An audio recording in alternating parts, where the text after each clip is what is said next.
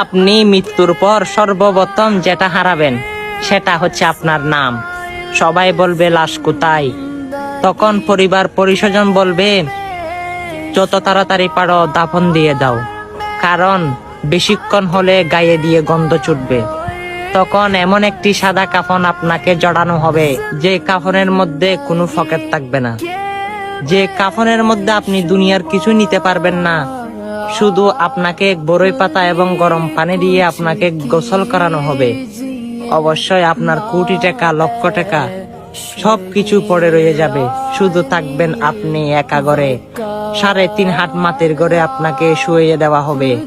আর আপনি সেই শোয়ানোর ঘরকে যদি দুনিয়া থাকাকালীন উজ্জ্বল করতে পারবেন, তাহলে সে ঘর নূরে নূরতে হবে, নূরে আলোকিত হবে, নূরে নূর হয়ে যাবে। কিন্তু যদি দুনিয়া থাকাকালীন করতে না পারেন, অবশ্যই সেখানে সাপের দর্শন আর শাস্তি আর শাস্তি, হয়তো আপনিও ভাবতেছেন না। চলুন না ভাই, 5 ওয়াক্ত নামাজ পড়ি এবং আল্লাহর রাসূলের বাণীগুলো মানুষের কাছে কায়েম করি।